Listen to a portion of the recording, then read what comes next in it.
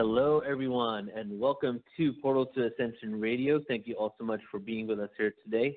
And we have another interview today with one of our speakers for the Portal to Ascension conference that's going to be on October 5th, 6th, and 7th of this year. And if you guys have not been following, we are doing a series of interviews, and I think we've done around 10 now just in the last 4 weeks with different speakers showcasing a range of conscious information and also setting the precedence for everything that we're doing this whole year with Portal to Ascension that is going to be ending in this huge finale, which is going to be our conference in Irvine. And it's called the Portal to Ascension Conference. It's the first one that we've done that's named Portal to Ascension. We've done other events for conferences, workshops, and tours. But every event from now up until then, we have 150 events scheduled, is basically funneling everybody into that, whether it's through live stream or attending in person. And the intention is that this year, I don't know if you've noticed, guys, but there's a lot of chaos and a lot of beauty happening at the same time. A lot of changes, a lot of new technologies coming onto the scene, a lot of information about disclosure of the extraterrestrial presence, about the understanding that we're all quantum beings on this reality, and this reality isn't as real as we always thought it was. So with this, it's fueled our passion to create even more events and travel the entire planet, streaming events, offering many different services, so that we can end the year with a huge celebration about what we're going to be creating this year. So the October conference is not just a profound event that's going to cover many topics, but the three main topics are going to be extraterrestrial awareness, past, obviously the ancient alien connection, present, what's going on right now with disclosure, and the future implications of that. Then we have ancient civilizations and a true world history. History, guys, we've been manipulated, lied, and rewritten so many times that our true history, we really don't know. It's been lost in translation. So there's a lot of new evidence coming out now, and one of the speakers, Graham Hancock, and another one, Robert Schoch, on the forefront of rewriting our history, not adding a chapter to history, like he says, but rewriting it, because the information that's going to come out isn't going to just give us another perspective of the history. It's going to make us realize that the history that we had wasn't real history at all. So that's going to be a huge component to it all, which the extraterrestrial connection actually comes from. And then the final component would be the evolution of consciousness. And today, our talk is really going to be around, with Meg Benedicte, she's going to be coming on in a second, is going to be about the ascension and the evolution of consciousness, because that's what it's really all about. All aspects, whether it's conscious nutrition, whether it's just overall health, whether it's vibration frequency, sound healing, it's all about expanding our consciousness so that we can reach this other realm of existence and live on harmony on Earth.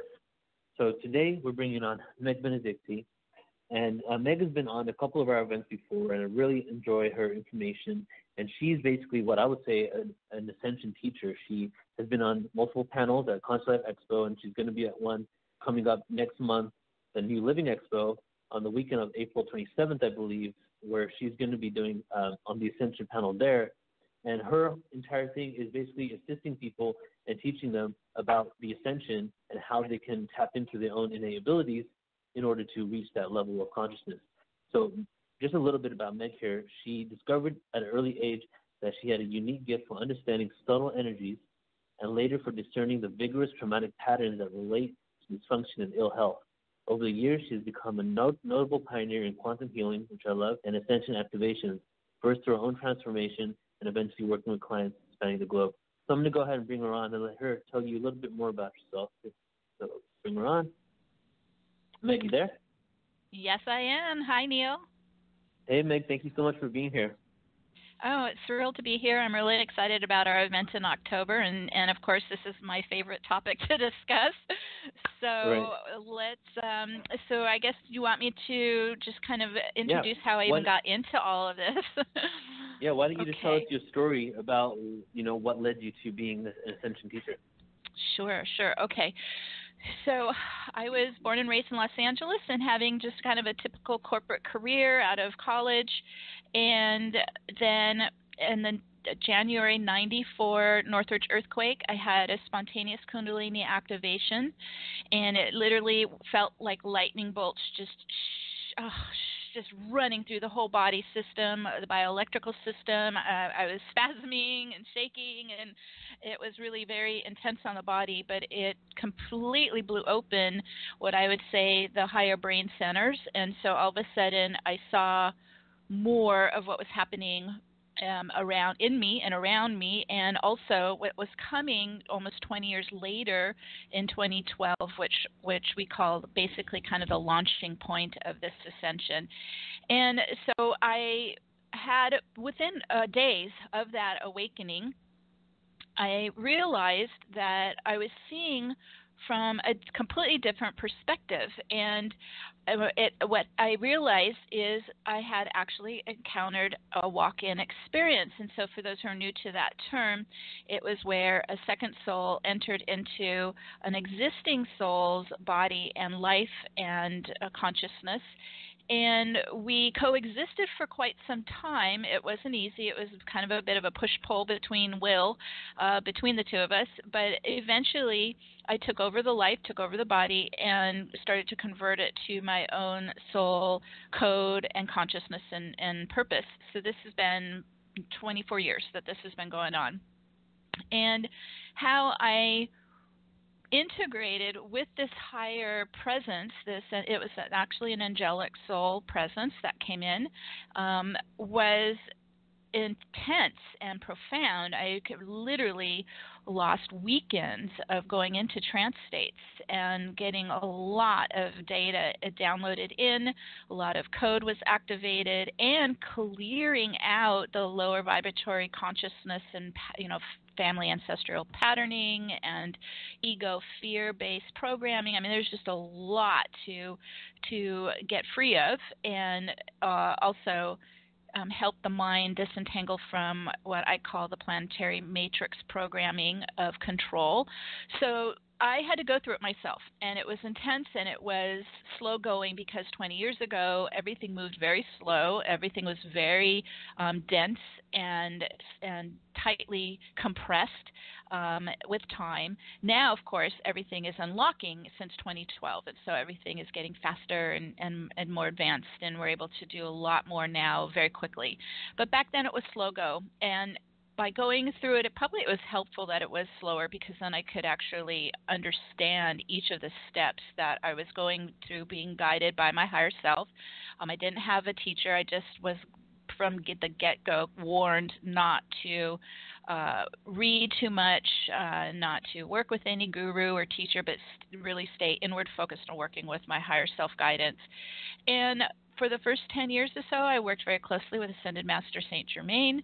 And then in 2004, I had a visitation in the night by Archangel Metatron, and he placed his hand on my heart center and on my brain center and activated Metatron's cube within my own genetics and biofield. And this was a significant activation so that I was able to really start to accelerate my process and help others utilize the power of Metatron's cube, his sacred geometry of creation. And so that's kind of just in a quick summary, kind of what got me on this path, and then doing it myself, and then helping other clients and groups do it, and then teaching it as well.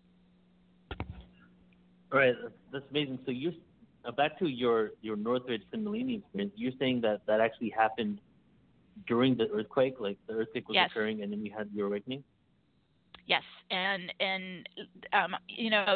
for those who weren't aware of that earthquake, it was pretty interesting, because the center of it was in Northridge, but it shot out like branches through the whole LA area, and I was living at the beach, and it hit our area like an 8-point. It was huge.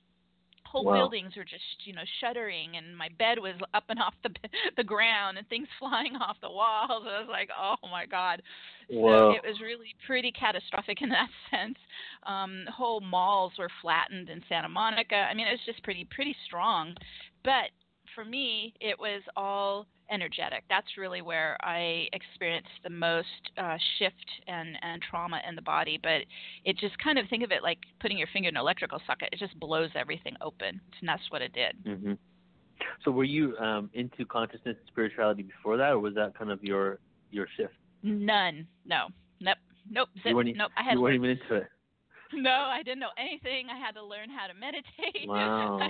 I didn't even know what a chakra was. I had to I had to learn all that. And you said you didn't have any teachers, like that was your download. So was it all self-taught? Yeah. Yes. The downloads into the walk-in experience?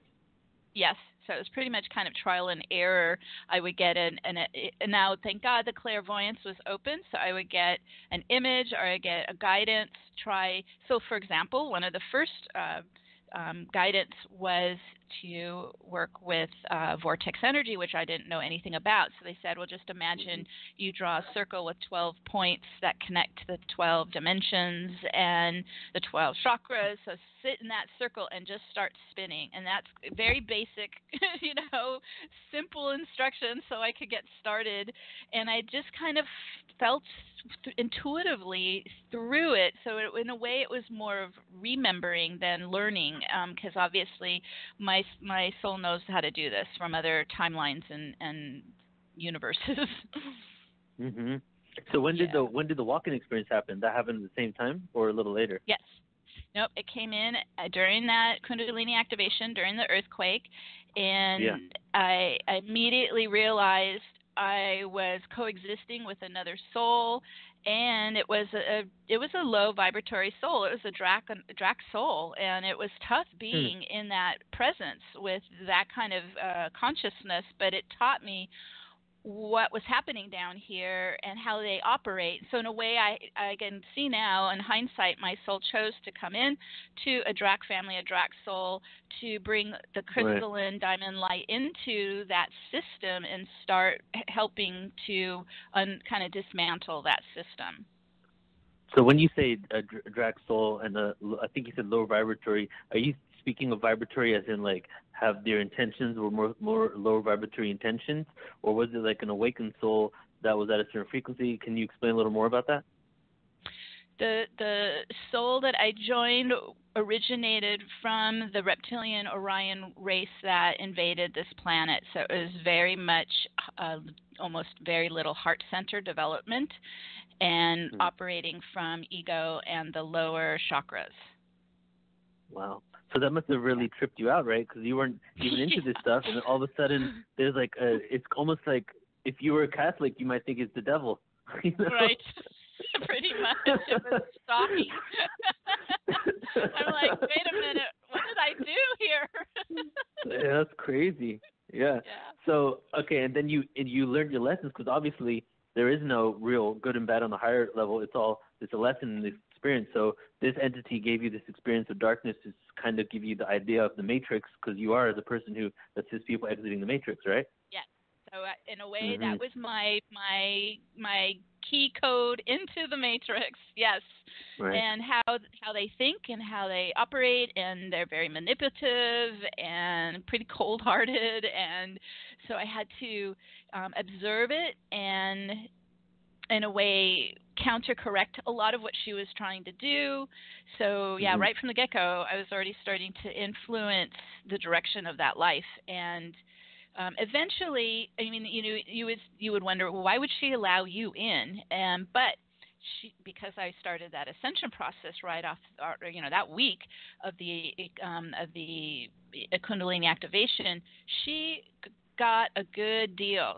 I helped her clear her karma. I helped her also raise her vibration and start to learn some compassion. So there was a good kind of exchange going on there between us. And she let me into their dark matrix, and then I helped her evolve and eventually help her transfer out. I helped. Yeah. So was this reptilian a part of your ancestry? Were you connected on some soul level like that? No. I haven't really been here too often. Just a couple times. I seem to only jump in as a time jumper, a walk-in. I've never really been in the matrix, and so I don't have karma like that. I think my soul works mostly at the stargates and the grid work. That kind of stuff is kind of the more higher dimensional support, but. And I think that was supposed to be the plan, but then by the time we reached 2011, it was just really becoming very clear I came from the future, and we saw that this ascension was lagging on this planet. So a lot of us came to be kind of like the ground troops to help anchor more of the diamond light so that we could really uplift this planet into higher consciousness. Right. And now let's move into your work. What kind of experiences are you having with your work? And when you're connecting with other people, are you literally training light workers that are going to be the teachers for the new dimension, or what is it exactly? Yeah. I definitely work with a lot of light workers who have public missions, who are here to lead this whole process.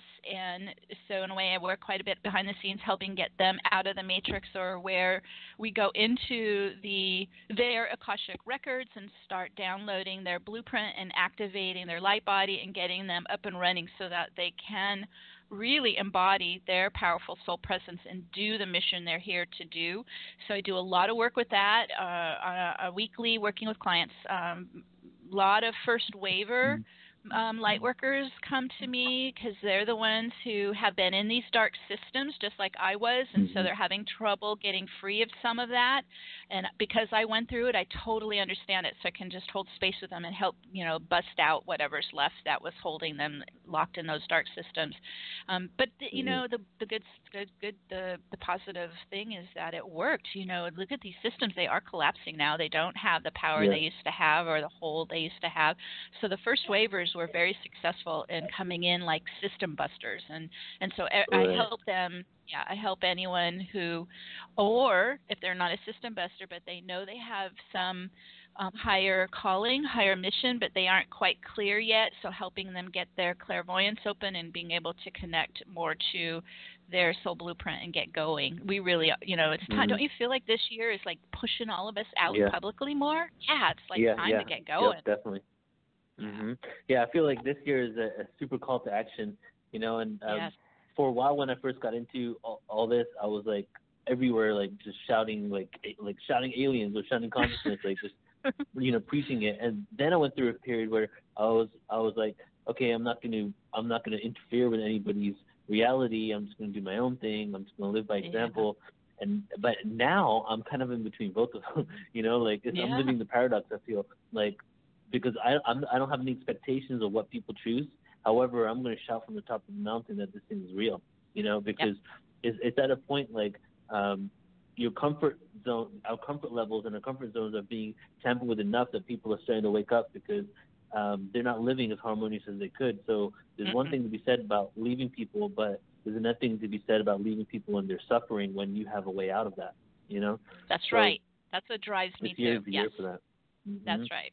So, and I keep seeing. Go ahead. I keep seeing visions that I see the first waivers really moving very quickly this year through a lot of this solar wave activations into more of living in their light body. By the point we get to the end of the year, we'll look back and just go, "Oh my God, I can't believe how much has changed." Yeah, I feel that. That for sure. And are the first waivers the indigo, or can you be more specific about who they are? Well, yes, they are indigos. They have been awake and working the process, 10, 20, 30 years. So they've been really dedicated to it. You could even, kind of think of like the old 60s hippies, they're the ones who were really kind of paving the way and bringing the light to the planet and resisting the establishment, the matrix programming. So they do, but I also work with younger folks, but they've just been doing the ascension process a long time, so they must have been very young when they awakened and were called to this. But they might be in their 30s or 40s, but they've been really living it. This is, people say, well, when will I be done? I'm like, no, this is a lifestyle. You're going to just commit to it and live it. So So yes. Right. So there's indigos. They're, I think I call us rainbows as well, because we're originating from all the different, galactic tribes and star systems. And but there could be also quite a bit of crystal souls. I feel that anyone who's working with 12th dimensional light and systems and code are crystalline beings. So I think the first waivers, we have a lot of crystalline avatars that are leading the way as well. So it's kind of a mixed bag, but I think it's really more how long you've been awake and working it kind of determines if you're leading this first wave. Do you have any information on, because you said the 12 things to the 12 dimensions, and I've heard a lot about the 12 strands of DNA. I've heard a lot about carbon-based becoming crystalline-based. Do you have any information on that? Yes. So since 2012, we've moved the whole star system, our solar system has moved into the galactic photon band, and so we're receiving really high waves, frequency waves, and there's crystalline light in those frequency waves. I see it emanating from the 12th dimensional stargate at the galactic center. So this is it's a black hole portal that's bringing crystalline light into our universe. And so if you are of that lineage, you're able to use it quite easily.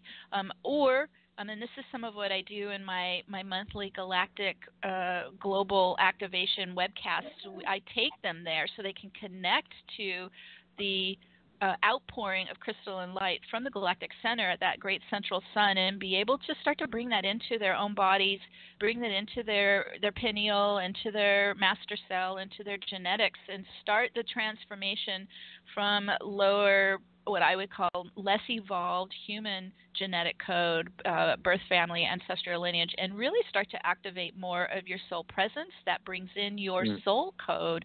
So this is galactic code coming in and coming alive inside us. And I work with the inner chakra channel that has 12 chakras. So there's the 7 in the body and then the 5 transpersonal chakras above the crown. Each chakra connects to one of the 12 dimensions, which connects to one of the 12 strands, which, there's this whole beautiful, right, synchronicity of all that that's interlinked. And so to me, once we get to 12th dimension and higher, we really are getting into, I would say, that crystalline realm. Right. What's beyond the 12th dimension? Is the 13th dimension the void? Yes, that's how I experience it. When I go into 13th dimension and beyond, it is what I call the Godhead. It is pure creation. You could call it, just from quantum mechanics, you could call it the virtual particle field of electrons. It's just pure light potential. Right. And I've heard, I think that's why the number 13 is considered a negative number, because of its power, right? Being the Godhead. Yeah. Mm-hmm. Isn't that interesting? So I'm looking here. I know, right? Whenever I see the number 13, I can't help but think it's been taken out for some reason. Even if you look at the 12 apostles and Jesus, it's 13. Yeah. If you look at the Mayan gods, there's 13 deities in the one. It's 13 everywhere, and even in Hinduism, there's only one God, but there's the 13 gods that have other demigods. So it's all these 13 are the fragmentations of the one source. And I exactly believe that that's what connects us to the void, and maybe we start our incarnations again. Maybe we exist in these 12 dimensions and we incarnate within them, but when we get back to the 13th, we can be recycled into another universe with different laws of physics or something, Yes, I agree. Yes. Yeah. So I see on your website you practice quantum healing. Is that Dolores McCannon's technique? No, it's my own technique. This is what I was guided to do after the earthquake, and it's working with the sacred geometry of Metatron's cube. This is the template of creation in our universe. Metatron's cube is so fascinating because it's embedded with the 5 platonic solids that correspond to the 5 elements in nature that form atoms. So it is an organizational structure of molecules, even in crystals. And it's made of the tetrahedron, the hexahedron, the octahedron, the icosahedron, and the dodecahedron. And when you put these, these all start to get turned on within your field. Also, it has the double star tetrahedron Merkaba embedded in Metatron's cube. So when we work with this template, it's magical. It just starts opening up all of these different levels within us that we were locked into by the time matrix. And that's, that's one of the key points that I help people work with to unlock from the matrix is everything in this universe is spiraling, and it's either spiraling clockwise or counterclockwise. So we've been in a planetary field of clockwise compression that squeezes all the energy to create this particle that we call an atom that creates physical life, physical matter. Well, the problem with that time compression, the clockwise spiral, is it locks everything in, and it separates us from our spirit, from soul, from the universe, from higher consciousness. And so I work with people and work with Metatron's Cube to help open up an anti-clockwise spinning vortex around their field, and this is a time reversal. So when we spin anti-clockwise around our body and our field and into the atoms, we begin to unlock that compression of gravity. We're starting to remove density, remove the gravitational field compression so that you can actually get into your energy body. And at that point, then, you can start this ascension process. You can start to clear all that got in there that's been limiting you. So this is the technique that I was guided to do to unlock myself and then help others to do it, and then offer it as part of my mission in teaching it and doing group meditations and such with it, so people get it a real kind of a visceral knowledge and understanding of how this is what they were doing in ancient Egyptian mystery schools, is to unlock gravitational fields. So this is it. So we're starting to work with that again in our own fields and then on the planetary field as well. Wow, that's beautiful. And do you actually use like visual Metatron's cubes, or how is it? Do you envision your head, or is it pictures? Yes, you envision it in your head, and I work remotely with everyone, so I'm actually embedding it under their feet and their grounding platform so that it can start to open up and around the body and around the aura. And then as you work with it, it rises up into your body, and it begins to open up the double star tetrahedron, which is the geometry of your torus, and most people don't have a torus running yet. So when you start to get that geometry opened up and activated, it begins to naturally start to open up the torus running around your field. Right, and is that connected to the Merkaba? Because I know the Merkaba has like a tetrahedron kind of shape too, right? Yeah. That is the Merkaba, yes. Yeah. So, and I've watched videos from back in the day from Jim Self. He does a lot of things with Merkaba, but I've heard that on certain civilizations that we don't even need spacecraft or even light ships to transfer, but we can utilize our own Merkaba to relocate our consciousness, right? Yeah, people say, do you go to a ship at night? And I'm like, no, I just use my Merkaba. I'm a time jumper, so I don't have a ship.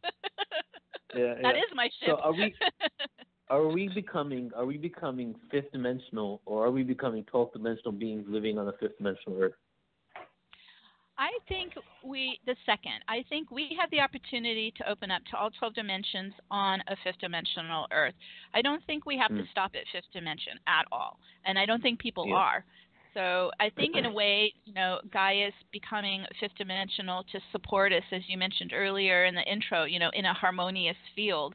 And then when you're able to be in that equilibrium, right, that 0 point in a harmonious field, then there's no limits. You can work with opening up to 12 dimensions if you want to. Right. Yeah, that's what I feel too, that like you were all going to be at a certain frequency because you can't be at under this frequency in this new reality. But then if you want to cultivate it and achieve higher levels of consciousness, you're able to do that, and there won't be any prejudice, judgment, or separation. Like if we were to do that right now on this planet, there would be like division, separation, and war. It's just not going to be the same way. Yeah. No, that's so true.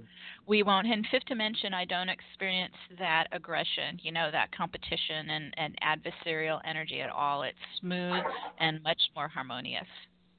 Yeah.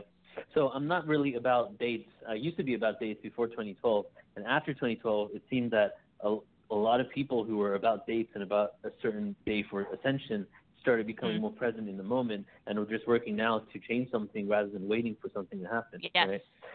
But I still do ask the question, when do you feel, like, what do you feel is happening with our planet? Because Hindu tradition has been translated to say it's going to take 1,000 years to get to the fifth dimension. Mayan tradition has been translated to say that we're already there now. We just got to collectively shift it. So what's your take on that? Okay, I'm with you. I experience the fifth dimensional field already anchored into the earth plane. I think that's part of what all the first waivers were doing last 20, 30 years was to, in a sense, kind of open it up here and get it anchored, and we get into it and we make it our home base, and it comes alive and it's available to everyone. And so if for people who are kind of trying to conceptualize that, think of it as like two parallel fields operating on the planet at the same time. You've got this lower 3D matrix field, and then you've got this 5D field of harmony and collaboration and compassion. And so these are two, let's say, holographic realities available to us to choose. Because people say, well, what happens to maybe people who aren't awake yet?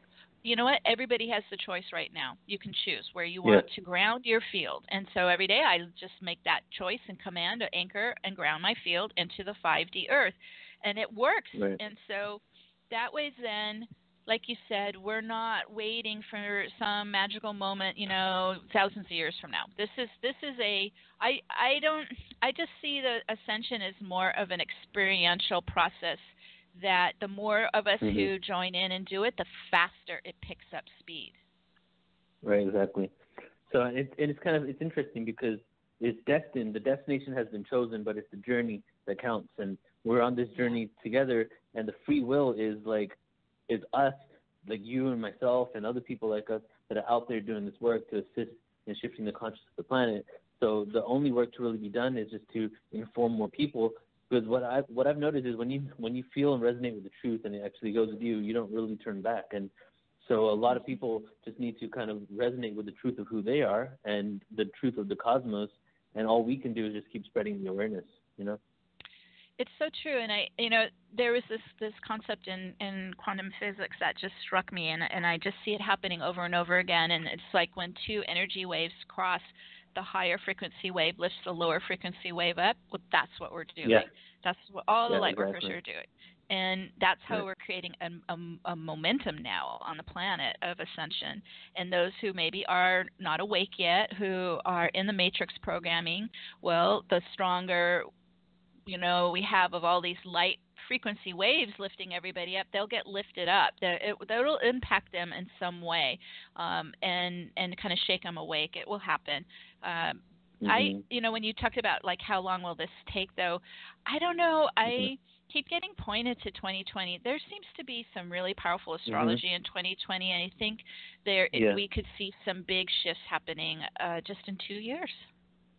Yeah, I agree completely. And one of those is that, like, I feel that the whole extraterrestrial connection is just, like, bleeding out of the woodworks right now, you know? Yeah. And that by 2020, we're at least going to know that we're not alone in the universe. And that's true. That concept in itself is just going to, like, have people just reflect on themselves on a hardcore level. So that's why one of the components of what we're doing is that, plus the ancient civilizations, the history books are being rewritten right now. It's not like a joke. It's, like, actually happening. Alternative archaeology is becoming the mainstream this year. So it's like we're going to have to readdress the fact that we aren't the arrogant people that we thought we were, which are the most advanced civilizations that ever existed on the planet. That's another component, you know. So what a joke that we're is. We're going to be humbled. We're going to be humbled by it all, or we won't want to be around anymore because we're not humbled. Who knows?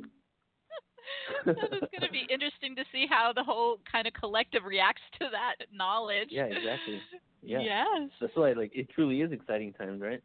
Yes, it is. I love it. I mean, I was back, 20 years ago. I just was wondering if this was going to work, and now it's so exciting to see it. It is working, and it is happening, and it is very exciting. Yeah, and I feel, what would you say, actually, to those who said that nothing happened in 2012? Oh, well, I think, I'll just share what was one of the most poignant memories of 2012 for me on December 21st, the solstice of 2012. And I was up at Mount Shasta and leading, we were going up in the mountain, and then we led a big group of meditators to work with the energy there, because Mount Shasta is the root chakra, so we were helping anchor in the fifth dimensional field there. And I got this strong flash in my mind where it was like a big screening room, kind of think of it like, the big NASA room where they're viewing their system, and it went blank. And I realized the controllers just lost the control of the matrix. And that's, to me, what has unraveled everything since then. Everything's unlocking and collapsing. And so again, it was more of an energetic event or spiritual event as opposed to a physical event that people were expecting, I think.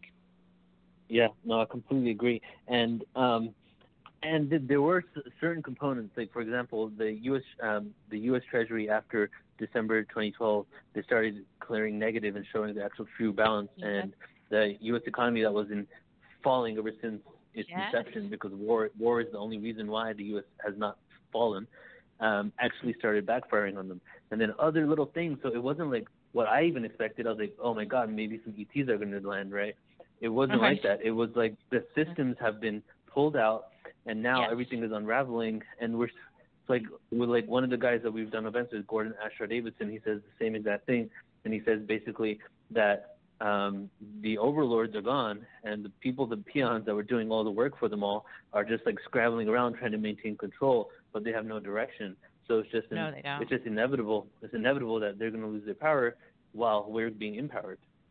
That's right. It is a real shift in power. That's really, then this year seems, well, actually with these last year, this year, and next year, these eclipses in Leo Aquarius is all about power and the shift in power that's happening. Yeah, so we have one more in this summer, and then next January, I think, and then so it's happening. Those eclipses are happening on the north and south node of the planet, so everybody's getting affected by this shift in power. Right. It's pretty amazing. So it's literally in the stars, empowerment. We're getting cosmic support here. Yeah, exactly. I believe it. Okay, so Meg, we only have a couple minutes here, but I want you to go ahead and tell us, I know it's still a ways away, our event, but do you know what you're going to actually be sharing and what we can expect from you there? Maybe you can tell us a few of your appearances before then. So in October, I'm going to do a workshop to walk everybody through the steps to unlock from the matrix, just a little bit of what we were talking about earlier, giving them the tools and the understanding of how to do it. And think of it like we were talking about the galactic void. Well, when we start unlocking the matrix, then we create, in a sense, an inner void within ourselves. It's a vacuum state. And what does the vacuum want to do? It wants to fill. So we're going to start filling with our soul presence. This is the big part of Ascension is soul embodiment.